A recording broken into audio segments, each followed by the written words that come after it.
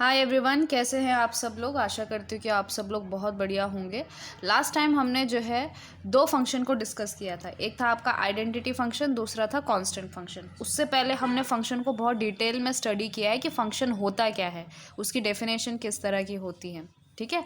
और इन दोनों का हमने ग्राफ किस तरह से ये बनाते हैं, इस ग्राफ को किस तरह से ये फंक्शन बनता है, ये चीज़ ऑलरेडी डिस्कस की है, ठीक है। और आज के वीडियो में हम बात करेंगे अबाउट पॉलिनोमियल फंक्शन। अब एक चीज़ आपको बता दूं, ये दो चीज़ें हमने डिस्कस करी हैं, आइडेंटिटी और कांस्टेंट फंक्शन। ये भी एक तरह का पॉलिनोमियल फंक्शन है। आप ये कह सकते हो कि एक पर्टिकुलर केस था पॉलिनोमियल फंक्शन का, ठीक है। अब पॉलिनोमियल फंक्शन क्या होता है, यहाँ पर हमारा जो फंक्शन f है वो डिफाइंड होता है r से लेकर r में। यानी क्या है कि r हम इनपुट दे रहे हैं और हमें जो आउटपुट मिल रहा है वो भी r ही में मिल रहा है, ठीक है। अब जो कोडोमेन है वो r है और जो रेंज होगा वो r का ही सबसेट होगा, ठीक। तो ये किस तरह का फंक्शन है, ये एक रियल वैल्यूड फंक्शन है, ठीक है।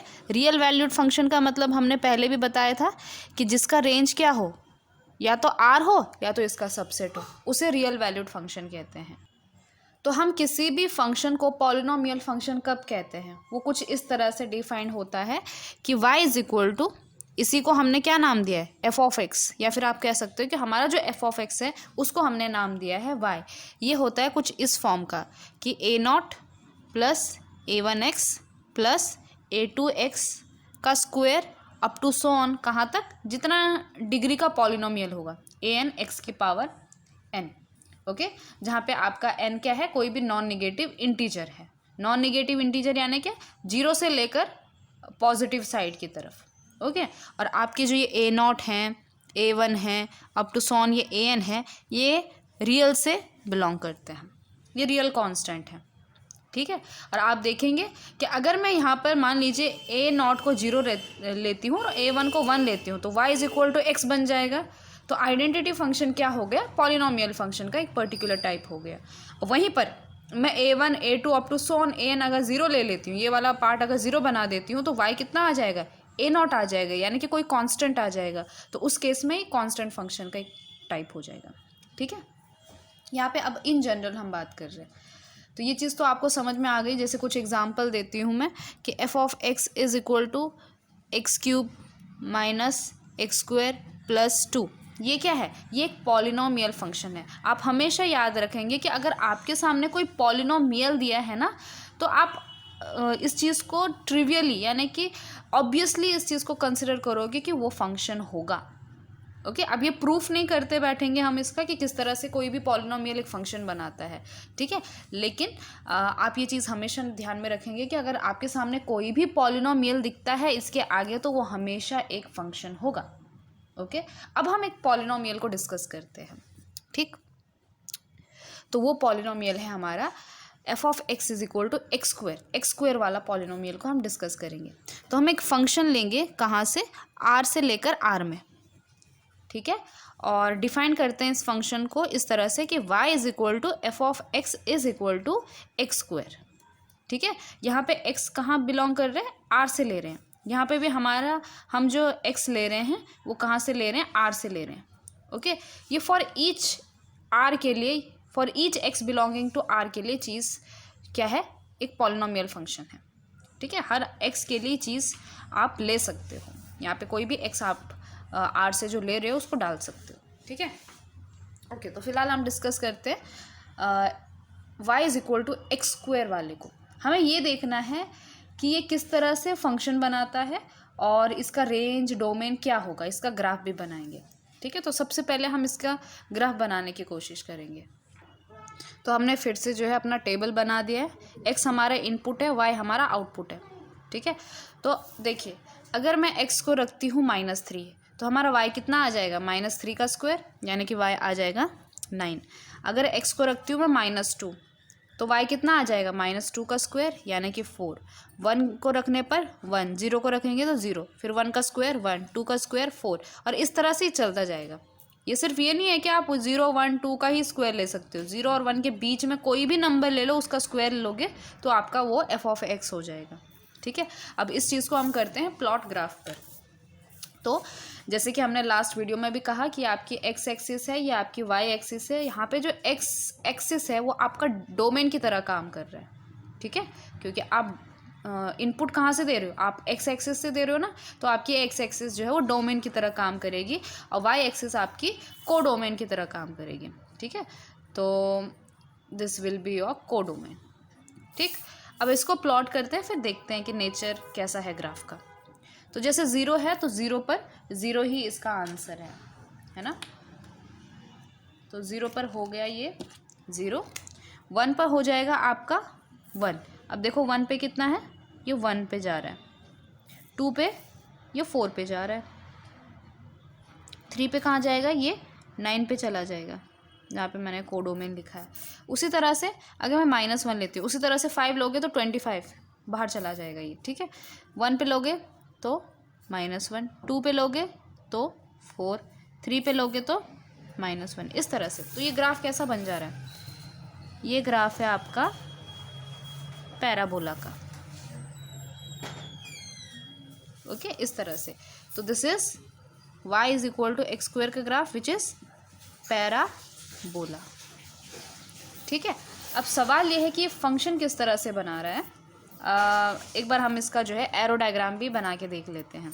तो हमारा फंक्शन जो है r से लेकर r के बीच में है, तो हम यहाँ पे जो है डोमेन बना देते हैं r, यहाँ पे हमारा कोडोमेन भी है r। अभी हम कह नहीं सकते कि आपका पूरा का पूरा r जो है वो रेंज है कि नहीं है ना। तो सबसे पहले हम बात करते हैं आर के अंदर, जैसे ये 0 हो गया, -1 हो गया, -2 हो गया, -3 हो गया एंड सो ऑन। उसी तरह से 1 2 3 एंड सो ऑन।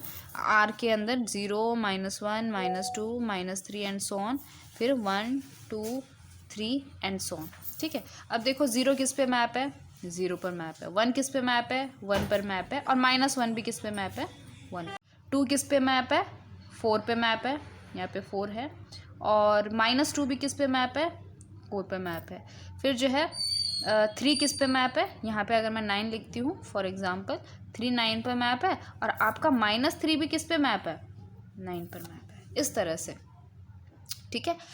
तो आप देख रहे हो कि आर में से निगेटिव वाले तो गायब ही हो गए, मतलब ये निगेटिव वाले हैं नहीं, सिर्फ पॉजिटिव वाले हैं। वो भी कौन से, जो एक्स स्क्वायर जिनका आंसर आ रहा है, ठीक है। तो आप ये कह सकते हो कि 0 के नीचे वाले सारे क्या है, आपका आर के अंदर रेंज आ जाएगा, लेकिन निगेटिव वाले रेंज में नहीं आएंगे, बट निगेटिव वाले कोडोमेन में आ जाएंगे, ठीक है। तो इस तरह से आप जो है इसके एरो डायग्राम को समझ सकते हो, ठीक है।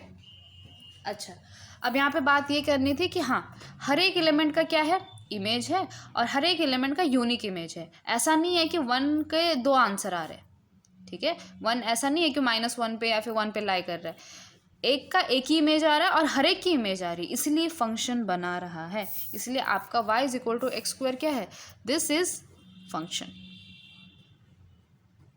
ठीक। अब इसका डोमेन और रेंज किस तरह से लिखोगे, तो आप ऐसा लिखोगे कि डोमेन ऑफ f किसके बराबर है, ये एक सेट है, तो इसके अंदर आप देख रहे हो सारे रियल नंबर आ रहे हैं, ठीक है। ऐसा नहीं है कि 0 और 1 पर ही हम बात कर रहे हैं, 0 और 1 के बीच में ये आंसर है, 1 और 2 के बीच में ये हैं सारे, 2 और 3 के बीच में ये हैं। तो एक चीज़ आप हमेशा ध्यान में रखो कि आपका डोमेन क्या हो गया, जहाँ से आप पॉइंट ले रहे हो, पूरी की पूरी एक्स एक्सिस, यानी कि पूरा का पूरा रियल आ जा रहा है, यानी कि x such that x belongs to R, ठीक है। अब वहीं पर अगर आप इसको ऐसे पलट के देखो तो पॉजिटिव वाई एक्सिस पूरी आ जा रही है ना। देखो अगर मैं कोई भी पॉइंट लेती हूँ और इस पर एक लाइन बना देती हूँ इस तरह से, तो आप देखोगे कि इस लाइन के ऊपर कोई ना कोई इस ग्राफ पे टच कर रहा है ये लाइन, ठीक है, मतलब पॉइंट है। तो इस वाई एक्सिस की, पॉजिटिव वाई एक्सिस की पूरी एक्सिस आ जा रही है, तो ये आपका पूरा रेंज हो गया। तो इसको आप कैसे लिखोगे, range of f is equal to x square such that x belongs to R. Obviously इसमें 0 से शुरू होगा और पॉजिटिव तरफ की जाएगा, ठीक है। एक और चीज़ मुझे यहाँ पे एक बात बतानी थी कि अगर मैं यहाँ पे कोई इस तरह से हॉरिजॉन्टल लाइन बनाती हूँ, ठीक है, जैसे कि मैंने यहाँ पे बना दी, ये वाली हॉरिजॉन्टल लाइन बना दी, तो यहाँ पे क्या है, यहाँ पे आपका 4 है। तो हमने ये देखा कि जो ग्राफ है एक हॉरिजॉन्टल लाइन बनाने पर वो दो जगह पे कट कर रहा है। इसका ये मतलब हुआ कि 2 पॉइंट यहाँ नीचे हैं जिनका आंसर 4 आ रहा है। तो इस ग्राफ से हमें ये पता चलता है कि अच्छा कि इस 4 की 2 प्री इमेजेस हैं। हम समझते हैं ना कि यहाँ पे प्री इमेज होती है, यहाँ पे इमेज होती है, तो 4 की 2 प्री इमेजेस हैं, एक 2 और एक -2। तो इस तरह से आप ग्राफ से जो है फंक्शन का नेचर पता कर सकते हो। इसी तरह से हम एक और पॉलिनोमियल फंक्शन को डिस्कस करेंगे जल्दी से, and that is your x cube. Okay, तो इस बार हम क्या करने वाले हैं, एक और पॉलिनोमियल फंक्शन लेने वाले हैं। तो एफ लेंगे, फिर से जो है हमारा डोमेन आर है और कोडोमेन भी आर ही है, ठीक। और हमारा जो y रहने वाला है इस बार, y is equal to f of x is equal to, ये रहने वाला है एक्स क्यूब, ठीक है। अब देखो, जो स्क्वायर आता है वो हमेशा पॉजिटिव आता है, लेकिन जो क्यूब आता है वो माइनस भी हो सकता है, ठीक है। नेगेटिव नंबर का क्यूब माइनस भी हो सकता है। तो आप ये चीज़ इमेजिन कर सकते हो कि हाँ भाई, हमारा जो ग्राफ है अब नेगेटिव वाई एक्सिस में भी आने वाला है, ठीक है। तो y is equal to x cube. आप इसका डोमेन रेंज लिख सकते हो। सबसे पहले हम इसका ग्राफ ही बना देते हैं। अब देखिए, इसको प्लॉट करते हैं हम लोग। तो यहाँ पे एक चीज़ आपको दिखेगी जो कि स्क्वायर वाले में नहीं दिख रही थी, वो ये कि 1 का क्यूब 1 आता है, लेकिन -1 का क्यूब -1 आता है, ठीक है। सो 0 को 0 पर ही प्लॉट होगा ये।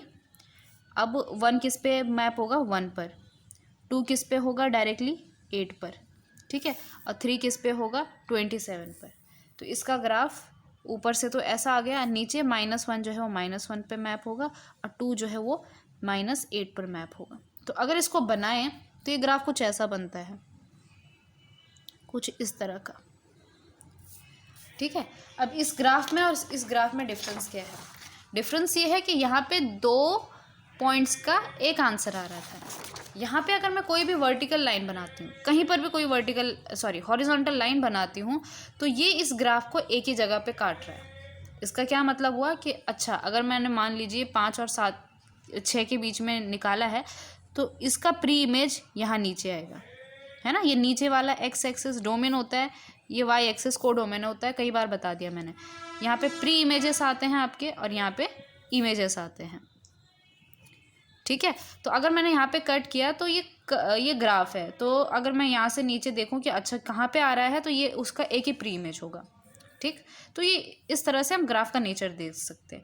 ये चीज़ हम तब जानेंगे जब हम फंक्शन के टाइप्स जानेंगे, उनमें ये चीज़ें ज़्यादा जो है यूज़ होती है। फ़िलहाल आपकी क्यूरियोसिटी के लिए कि हाँ भाई, इस ग्राफ का नेचर कैसा है, वो ये कह सकते हैं हम लोग। फिर से जो है इसके डोमेन की बात करते हैं। सो डोमेन ऑफ एफ कितना आ जाएगा, डोमेन ऑफ एफ जैसे हमने पहले वाले केस में लिखा था, x such that x belongs to real number. और रेंज ऑफ एफ कितना आ जाएगा, range of f is equal to, इसके अंदर आ जाएंगे x cube such that x belongs to R, ठीक है। तो आपने ये चीज़ तो देख ली कि अगर इन दोनों का रेंज देखा जाए तो इसका रेंज छोटा है, इसका रेंज बड़ा है, नीचे भी जा रहा है, ठीक है। तो ये हो गया आपका एक्स क्यूब। नेक्स्ट चौथा जो हम फंक्शन डिस्कस करेंगे, that is your rational function. Rational का मतलब होता है रेशो। अब किस चीज़ का रेशो, तो यहाँ पे हम रेशो लेते हैं 2 पॉलिनोमियल फंक्शन का, ठीक है। तो फंक्शन ऑफ टाइप, जो फंक्शन जो है इस तरह का होता है।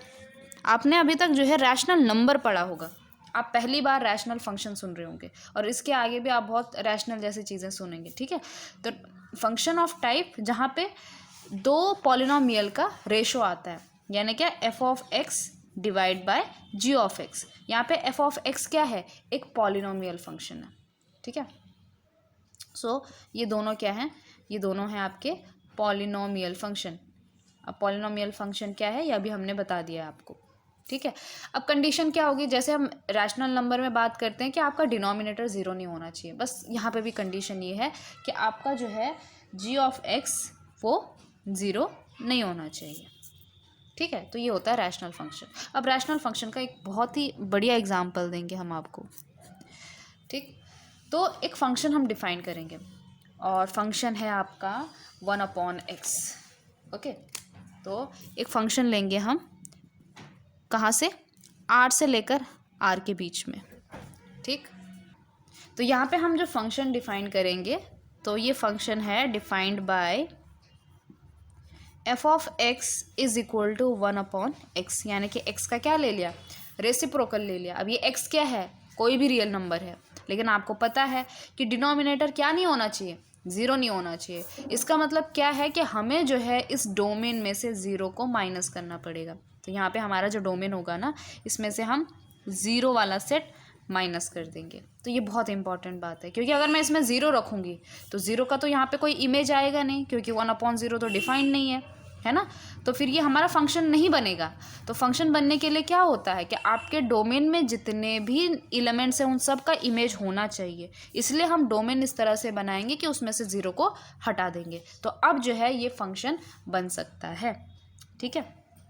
तो ये है आपका 1/x का फंक्शन, ठीक। तो ये चीज़ यहाँ पे लिख देते हैं कि आपका जो डोमेन है वो यहाँ पे क्या है, डोमेन क्या हो जाएगा, domain of f is equal to x such that x belongs to r-0। ये चीज़ आप हमेशा आप ध्यान में रखेंगे कि जहाँ जहाँ पर इन फ्यूचर आप देखोगे कि डिनोमिनेटर जो है वो जीरो बन रहा है, किसी पे भी हो सकता है, कहीं पर ये भी हो सकता है। फॉर एग्जांपल अगर मैं एफ ऑफ एक्स लेती हूँ यहाँ पे 1/x-1, तो यहाँ पे हमारा x इज इक्वल टू 1 पे क्या हो जा रहा है, डिनोमिनेटर ज़ीरो हो जा रहा है। तो हम क्या करेंगे, डोमेन में से 1 को हटा देंगे। तो जिस वैल्यू पर डिनोमिनेटर ज़ीरो हो जा रहा है उस वैल्यू को हम डोमेन से हटा देंगे। यहाँ पर 0 पे हो जा रहा था तो हमने 0 हटा दिया, और यहाँ पे 1 पे हो जा रहा है तो 1 हटा दिया। कहीं पे 2 हो जाएगा, कहीं पे 3 हो जाएगा। तो जिस नंबर पर आपका फंक्शन अनडिफाइंड हो रहा है उस नंबर को आप डोमेन में से हटा देंगे, क्योंकि उसका इमेज तो आएगा नहीं, तो फंक्शन बनेगा कैसे, ठीक है। तो ये रीज़न है यहाँ पे ज़ीरो हटाने का। फिर आता है आपका रेंज ऑफ f, तो is equal to what, x such that 1/x, range है ना, मतलब ये वाला पार्ट है 1/x such that x belongs to real number.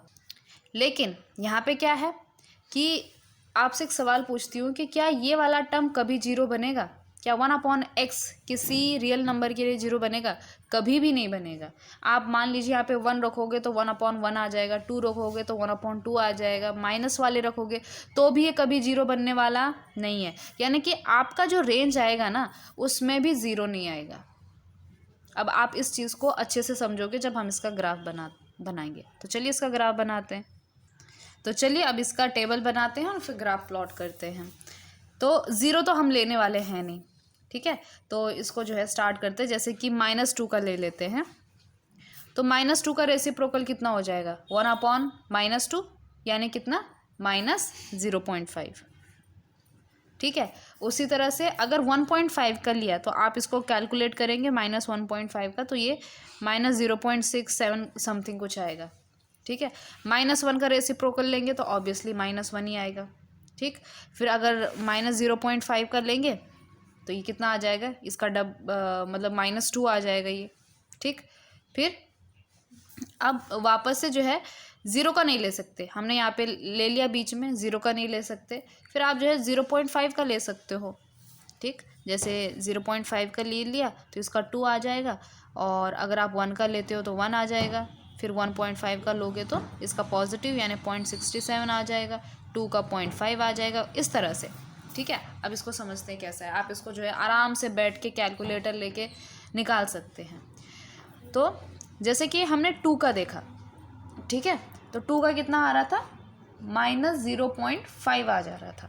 तो 2 का लगभग अगर ये 1 है तो ये 0.5 होगा। तो ये हो गया आपका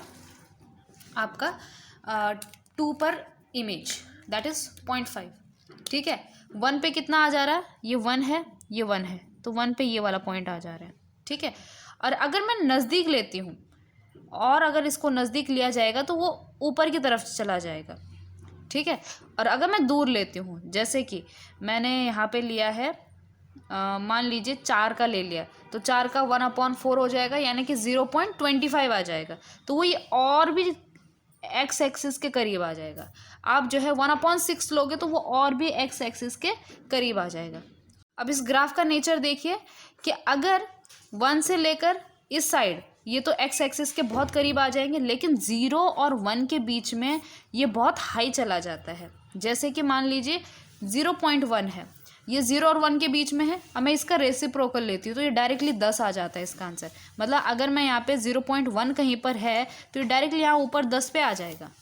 अगर मैं 1 अपॉन जो है 0.01 लेती हूँ तो ये डायरेक्टली 100 पर आ जाएगा, मतलब और ऊपर चला जाएगा। तो इसका ग्राफ 0 और 1 के बीच में बहुत ही हाई यानी कि स्टीप हो जाता है इस साइड, और वहीं पर 1 के आगे जाओगे तो वो एक्स एक्सिस के बहुत करीब आ जाएगा।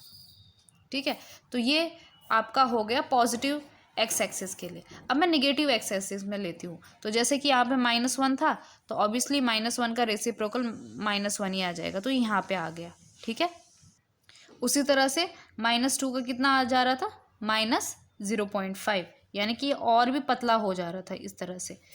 तो अब मैं बनाऊंगी नहीं क्योंकि बहुत ही यहाँ पे कंजस्टेड हो जा रहा है, तो इस तरह का इसका ग्राफ आ जाएगा।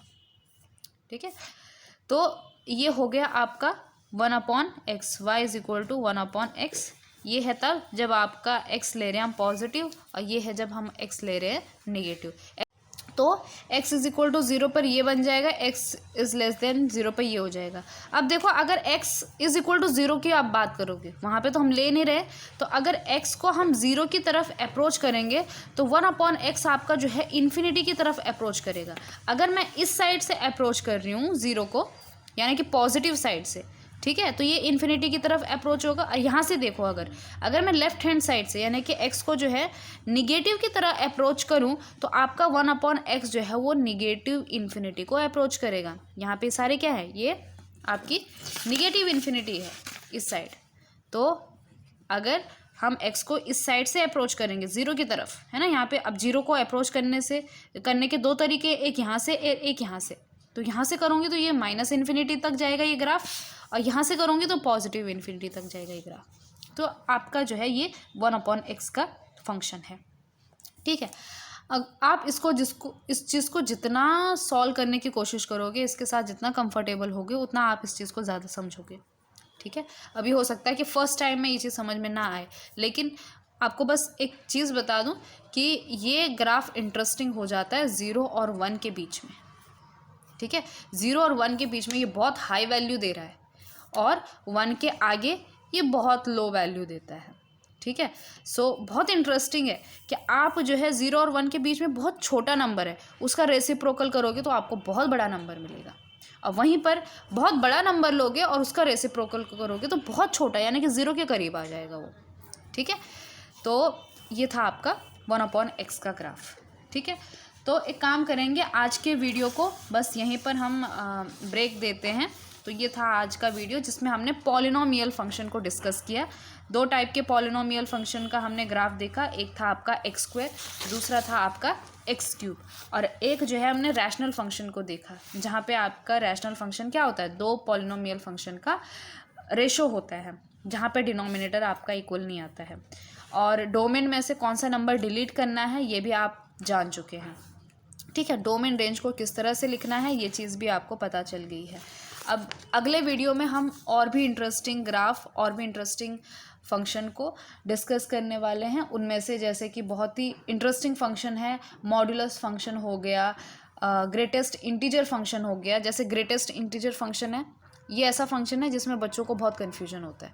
ठीक है, तो सारा कन्फ्यूजन क्लियर करेंगे। मिलते हैं इन द नेक्स्ट वीडियो।